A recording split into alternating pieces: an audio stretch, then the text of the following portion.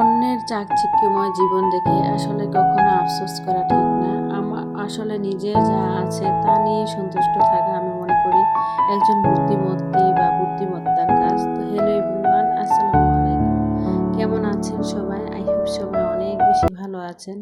আলহামদুলিল্লাহ, আমিও আমার পরিবার পরিজন নিয়ে ভালো আছি। এই তো প্রতিদিনের মতো আবার একটি নতুন ব্লগ নিয়ে এসেছি আপনাদের মাঝে। আশা করি আজকের ব্লগটি আপনাদের অনেক বেশি ভালো লাগবে। তো আজকের ব্লগটি আমি আগের দিন রাতের বেলা আর কি বাজারে গিয়েছিলাম, যদিও সকাল থেকে শুরু করেছি। তো বাজারে গিয়েছিলাম, কিছু কেনাকাটা করেছি বলতে কি বাসার মধ্যে অনেক কিছু শেষ হয়ে গিয়েছিল, এগুলোই আনতে গিয়েছিলাম। তো এখানে মুড়ি, চানাচুর, কলা, বিস্কিটও নিয়ে এসেছিলাম, তারপর ব্রেড, এগুলোই নিয়ে এসেছি। কারণ আমার মেয়েটা যেহেতু অনেকটাই ছোট, ও দেখা যায় বেশিরভাগ সময় কিন্তু দেখা যায় এগুলো অনেক বেশি পছন্দ করে। তো আজকে সকালে নাস্তায় কিন্তু এখানে ব্রেড টোস্ট করব, তো যার কারণে আর কি ব্রেডটা আগের দিন রাতের বেলায় এনে রেখেছি। তো এখানে আর কি চানাচুরটা রিফিল করা হয়নি, যদিও চানাচুর থেকে আর কি ছিঁড়ে আমার ছেলে আর কি আগের দিন রাতের বেলায় ঝালমুড়ি বানিয়ে খেয়েছিল। তো এখন না আমি আর তাকে ঝালমুড়ি বানিয়ে দিতে হয় না, মাশাল্লাহ ও নিজেই কিন্তু বানাতে পারে। তো যাই হোক, তা এখন আর কি সকালে নাস্তার জন্য এখানে ব্রেডগুলো আর কি কেটে নিচ্ছিলাম। এটা হচ্ছে একটা লাইভ বেকারি আর কি, আমাদের বাসার খুবই কাছে। তো ওইখানে এই ব্রেডগুলো বানায়, তো ওইখান থেকে নিয়ে এসেছিলাম। ওনারা কিন্তু একদম ভালোভাবে কেটে দেয় না, অনেকটাই লেগে থাকে। তো যার কারণে আর কি আমি এগুলো বাসায় এনে কাটতে হয়। তো যাই হোক, তো এখানে আর কি সকালের নাস্তাটা একদিক দিয়ে রেডি করব আর আপনাদের সাথে কিছু কথা শেয়ার করব। তো ভিডিওর এই পর্যায়ে আসে প্লিজ যে সকল প্রিয় মিষ্টি আপুরা আমার ভিডিওটি দেখছেন সবার কাছে অনুরোধ রইল অবশ্যই একটি লাইক দিয়ে দেখার। আর যারা অলরেডি এই কাজটি করে দিয়েছেন তাদেরকে জানাই আমার অন্তরস্থল থেকে অনেক অনেক দোয়া আর ভালোবাসা। আসলে আমরা যারা ভিডিও বানাই, একটা ভিডিওর পেছনে যে কত কষ্ট করতে হয়। একবার ভিডিও বানাও, তারপর ভিডিওগুলো এডিট করো, ভয়েস দাও, ভিডিও এক্সপোর্ট করো, আবার এই ভিডিও ইউটিউবে আপলোড করো। আসলে কতটা সময় জুড়ে প্রায় প্রতিটা দিন 2 থেকে 3 ঘন্টা সময় নিয়ে কিন্তু একটা ভিডিওর পেছনে সময় দিতে হয়। আর যারা মানে অনেক পুরনো আপুরা আছেন তারা হয়তো আরও খুব কম সময় লাগে, তবে আমার কিন্তু একটা ভিডিও এডিট করতে কম হলেও 2 থেকে 3 ঘন্টা সময় চলে যায়। তো যাই হোক, এত কষ্ট করে ভিডিও বানানোর পরেও যদি ভিডিওতে ভিউজ না হয় তাহলে কিন্তু অনেক বেশি মন খারাপ হয়। কারণ আমি আগের দিনে একটা ভিডিও দিয়েছিলাম, আমি যেহেতু একদিন পরে পরে ভিডিও দিই, প্রায় সময় দেখা যায় নেটের সমস্যার কারণে, কারেন্ট না থাকলে বা বিভিন্ন সমস্যার কারণে কিন্তু মিস যায়, কিন্তু ইদানিং কিন্তু কিছুটা মিস যাচ্ছে। কিন্তু আমার মনে হয় না কোনো দিন আমি নিজের স্ব ইচ্ছায় কখনো আর কি ভিডিও থেকে দূরে থেকেছি বা ইউটিউব থেকে 15 দিন বা 10 দিনের জন্য দূরে থেকেছি। আমি কিন্তু প্রতিনিয়ত একদিন পরে কিন্তু ভিডিওগুলো দেওয়ার চেষ্টা করেছি। এত কষ্টের একটা চ্যানেল, অনেক শখ করে এই চ্যানেলটা খুলেছিলাম, আর একটু একটু করে তিল তিল করে আজ প্রায় 2টা বছর এই চ্যানেলের পেছনে এত কষ্ট করেছি, কিন্তু ওই চ্যানেলে এখন পর্যাপ্ত কিন্তু ভিউজ হয় না। একটা সময় কিন্তু আমার চ্যানেলে অনেক বেশি ভিউজ হতো, কিন্তু জানি না কেন চ্যানেলটা এমন হয়ে গিয়েছে। আমার মনে হয়, আচ্ছা আপুরা কেউ যদি জেনে থাকো তাহলে বলো তো, যদি ইউটিউব চ্যানেলের পাসওয়ার্ড চেঞ্জ করা হয় তাহলে কি কোনো সমস্যা হয়? কিন্তু আমি জানি না। আমার ছোটো ভাই কিন্তু আমার এই যে ইউটিউব চ্যানেলের পাসওয়ার্ডটা চেঞ্জ করে দিয়েছে, যার কারণে আমার মনে হয় যেদিন থেকে আমার ভাই আসলে আমার এই যে পাসওয়ার্ডটা চেঞ্জ করেছে এর পরের থেকেই কিন্তু ভিডিওগুলোতে কোনো ভিউজ হয় না। এর আগে কিন্তু মোটামুটি আলহামদুলিল্লাহ ভিডিওগুলোতে ভালোই ভিউজ হতো। তো যাই হোক, সবার কাছে হার্ডলি রিকোয়েস্ট রইল, সবাই প্লিজ একটা ভিডিওতে আমরা যেই কষ্ট করি ওই কষ্টের মূল্যায়নটা অন্তত পক্ষে করবেন। কারণ আপনিও একটা ভিডিও বানাতে আপনার যে কত কষ্ট হয় আমরা বুঝি। দেখেন এমনও দিন যায় ভিডিওতে যখন ভয়েস দিতে চাই অনেক বেশি ঘুম পায়। প্রতিদিন দুপুরবেলা কিন্তু আমরা আগে ঘুমাতাম, কিন্তু যখন থেকে আমি ইউটিউবে ঢুকেছি তখন থেকে কিন্তু ইউটিউবের মানে চোখের ঘুম হারাম করে দিয়েছি। যেই সময়টা ঘুমাইতাম ওই সময়টা কিন্তু ইউটিউবের ভিডিও বানাই, অন্য আপুদের ভিডিও দেখি। এত কষ্ট করে একটা ভিডিও বানানোর পরও যদি দেখা যায় ভিডিওতে ভিউজ না হয় তাহলে কিন্তু অনেক বেশি খারাপ লাগে। তো যাই হোক, আপনাদের সাথে কথা বলতে বলতে কিন্তু অনেক কিছু বলে ফেলেছি। তো আজকে যারা আমার চ্যানেলে নতুন জয়েন হয়েছেন, ভিডিওতে বলা কথা কোনো কাজ যদি আপনাদের এতটুকু ভালো লেগে থাকে অবশ্যই চ্যানেলটি সাবস্ক্রাইব করে পাশেই থেকে যাবেন। এবং যারা নতুন নতুন আপুরা আমার চ্যানেলে সাবস্ক্রাইব করেছেন অবশ্যই আমাকে একটু সময় দিবেন, কারণ আমি সময় সুযোগ করে তারপরে কিন্তু আপনাদের চ্যানেলে চলে যাব। তো যাই হোক, আপনাদের সাথে কথা বলতে বলতে কিন্তু সকালের নাস্তাটা এখানে রেডি করে নিচ্ছিলাম। তো আজকের ভিডিও টাইটেল আর থাম্বনেল দেখে হয়তো বুঝতে পেরেছেন যে কি নিয়ে কথা বলবো। যে 10টি কারণে আমরা টাকা জমাতে পারি না, আজ থেকেই বদলে ফেলুন এই অভ্যাসগুলো। আর কি সেই অভ্যাসগুলো, সেগুলাই নিয়ে আজকে মানে আলোচনা করব। তো যাই হোক, আপনাদের সাথে কথা বলতে বলতে কিন্তু এখানে সকালে নাস্তা রেডি করে নিয়েছি। এখানে ব্রেড টোস্ট করে নিয়েছি, আর কিছুটা ব্রেড আমি ঘি দিয়ে ভেজে নিয়েছি। আর এখানে আর কি কলা, যেহেতু বাসায় ছিল, কলা আর চা করে নিয়েছি 2 কাপ। 1 কাপ আমার ছেলের জন্য আর 1 কাপ আমার মেয়ের জন্য। তো এইগুলো, সরি, আমার জন্য। তো এইগুলো দিয়েই কিন্তু আজকে সকালে নাস্তা হয়ে যাবে। তো চলুন ভিডিওর মূল টপিকে চলে যাই। আসলে আমরা যারা মধ্যবিত্ত ফ্যামিলিতে বসবাস করি, আমরা কিন্তু বুঝতে পারি না কোন কোন কারণে আমরা টাকা জমাতে পারি না। তো কোন সেই মানে কোন 10টি কারণে আমরা টাকা জমাতে পারি না, সেইগুলোই আজকের ভিডিওতে আলোচনা করব। তো চলুন। 1 নম্বরে হচ্ছে অযথা খরচ করা। আসলে আমরা বুঝতে পারি না প্রয়োজন আর চাহিদার পার্থক্য বোঝা। আসলে যে জিনিসটা ছাড়া আপনি আমি চলতে পারবো না, এটাই হচ্ছে প্রয়োজন। আর যে জিনিসটা দেখে কোনো কিছু দেখলাম, ভালো লাগলো আর সেটাই কিনে ফেললাম, ওইটাই হচ্ছে আসলে ভালো লাগা বা চাহিদা। আসলে ওই জিনিসটা আমার প্রয়োজন ছিল না, তারপরেও কিন্তু দেখা যায় ভালো লেগেছে বলে কিনে ফেলেছি। আসলে এই কাজটা করা যাবে না। অবশ্যই প্রয়োজন আর চাহিদার মধ্যে পার্থক্য খুঁজবেন।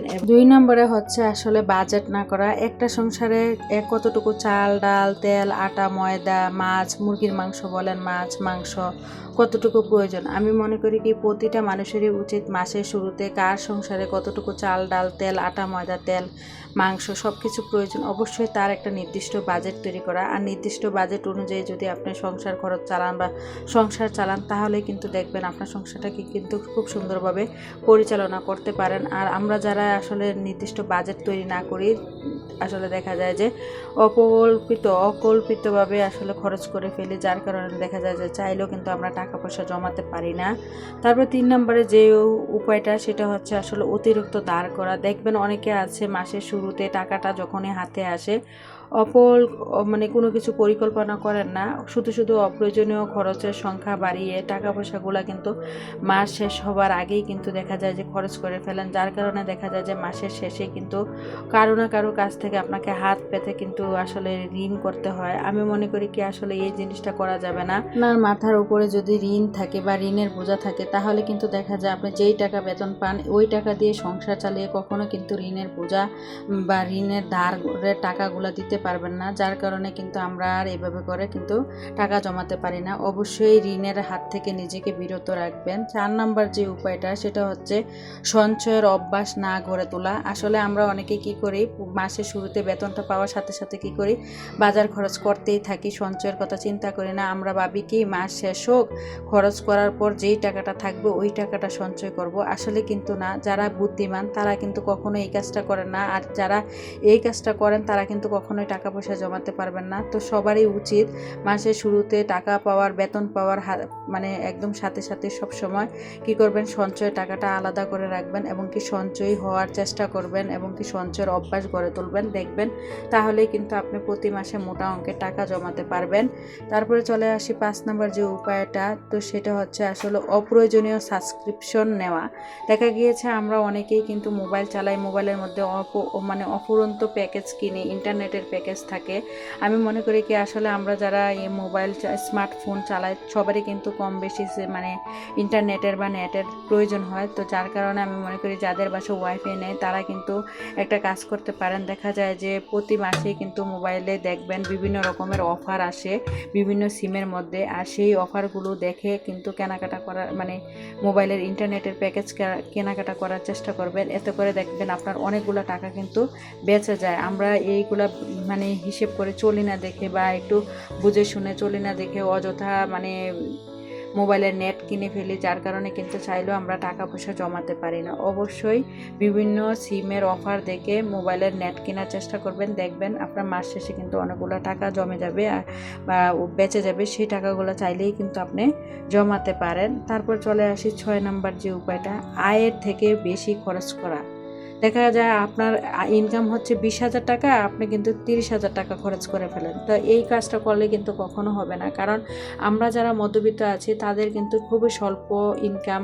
সেই ইনকাম অনুযায়ী কিন্তু আমি মনে করি কি আয় বুঝে ব্যয় করা একজন বুদ্ধিমানের কাজ। আপনি যদি আপনার হাজব্যান্ড যদি অল্প টাকা ইনকাম করে, তাহলে আপনার উচিত আপনাকে হিসেব করে, বুদ্ধি করে, একটু সঞ্চয় করে বা একটু দেখা যায় যে সঠিক পরিকল্পনা করেই কিন্তু সংসারটাকে চালাতে হবে। অল্পর মধ্যেও কিন্তু দেখা যায় অনেক সময় বরকত পাওয়া যায়, যদি আপনি হিসেব করে, বুদ্ধি করে আপনার সংসারটাকে কিন্তু নির্দিষ্টভাবে বা একটা নির্দিষ্ট বাজেটের মধ্যে যদি পরিচালনা করতে পারেন।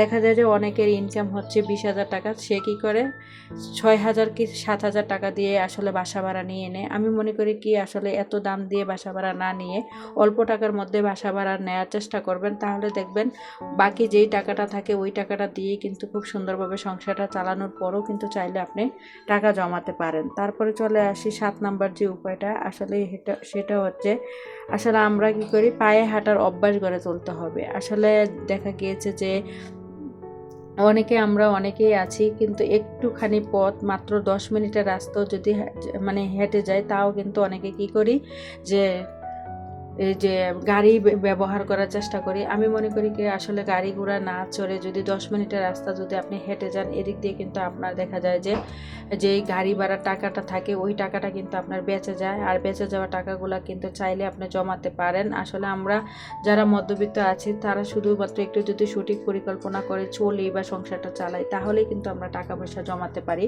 আর যারা এই নিয়মগুলা বা যে অভ্যাসগুলো মেনে চলেন না, যার কারণে কিন্তু দেখা যায় তারা চাইলেও কিন্তু টাকা জমাতে পারেন না। 8 নাম্বার যে উপায়টা সেটা হচ্ছে বিদ্যুৎ, কারেন্ট, বিদ্যুৎ, গ্যাস সব কিছুর কি সাশ্রয়ী হওয়া।